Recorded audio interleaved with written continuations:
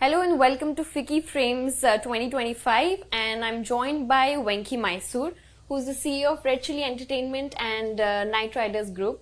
Thank you for joining us on Business Today, sir. Pleasure.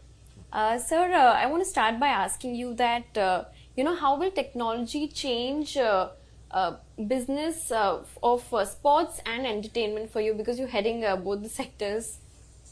Well, it's a very important element of both industries, and frankly, notwithstanding the new developments in AI and different levels of analytics, we have used this, and I've run Night Riders now for 15 years, and we were one of the early ones to use technology in our own way in terms of bringing in analytics into sports, and not only in terms of selecting players in auctions, but assessing the combinations and game strategies and things like that. So we used it already.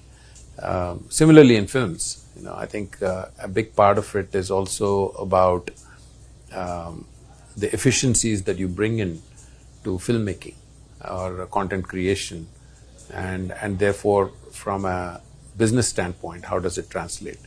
But also we have now, with the new generation of technology that's coming in, and everyone's talking about AI and the impact of that.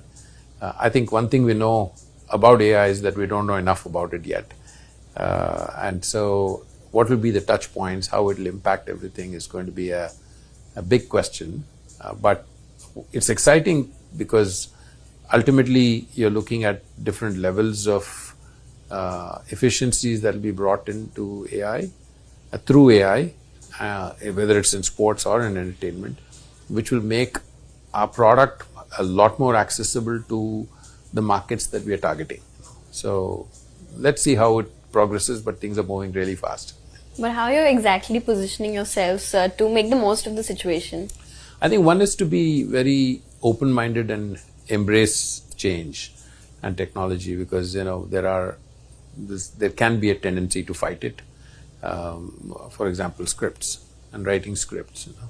So it's now, with different levels of technology that's already accessible and available, people are able to say that scripts can be written and research can be done by technology rather than actual researchers and people who have been doing that for years, which is not a bad thing. I mean, it's a revolution.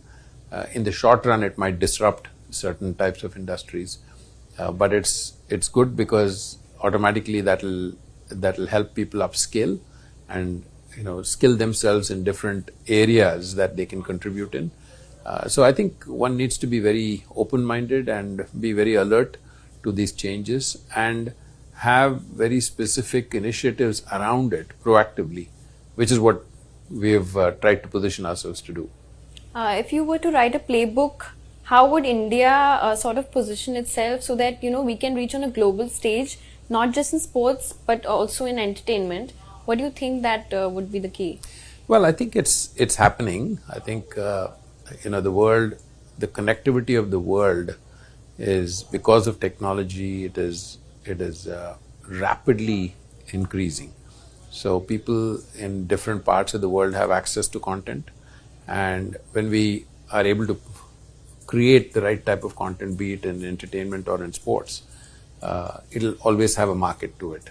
And when people see that, and now you see a lot more Oscar nominations, Emmy nominations of the content that we are creating, and films that we've been making, Red Chillies, Mr. Shah Rukh Khan's movies have always had a global market to it. But I think this landscape is going to become a lot broader because more competitive?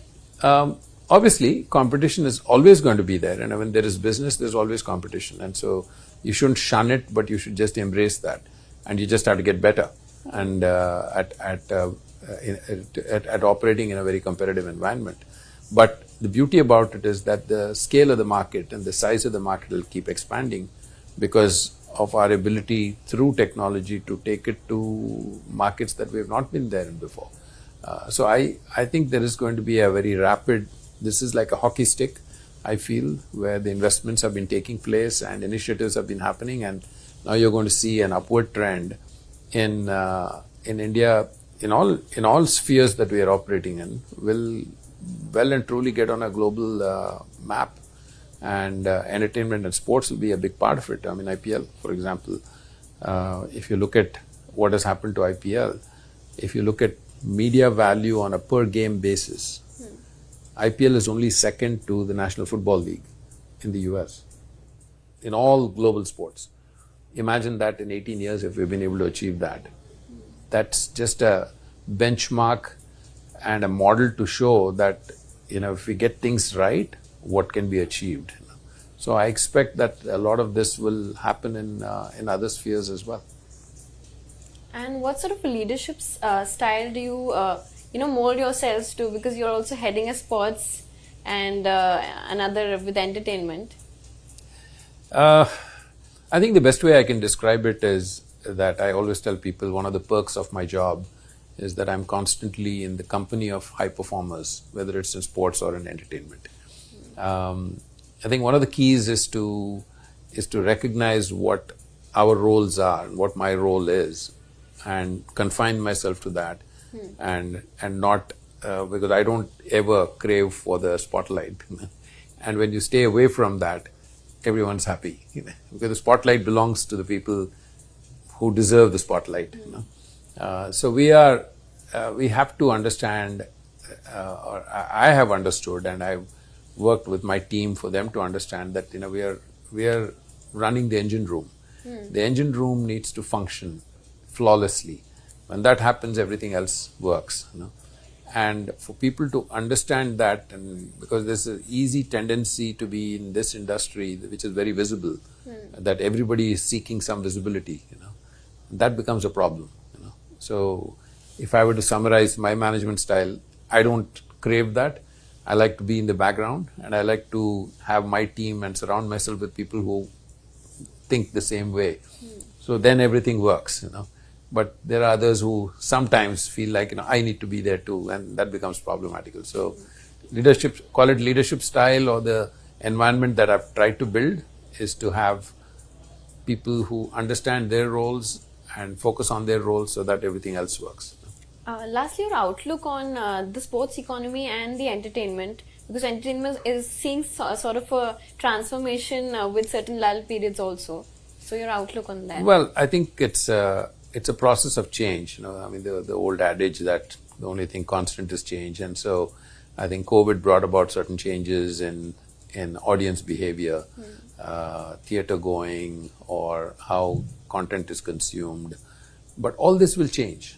It'll all change, because at the end of the day now, big films are still attracting audiences to the theaters, because it's the experience of it.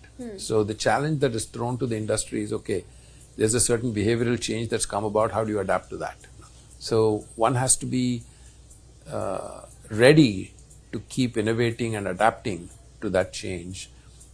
Similarly in sports, sports is, IPL has given a massive boost to India and sports. We put ourselves on the map. Newer players, yeah. New players, and not only what happens within India, but globally, how it is perceived. Now the challenge is to take that model and replicate it over other sports, for each of those to find its own niche and grow in that sense. All right.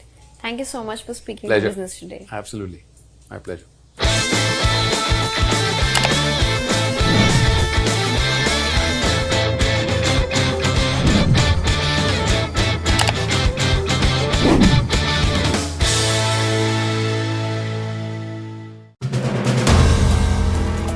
If you like the video, do like, comment, share and subscribe.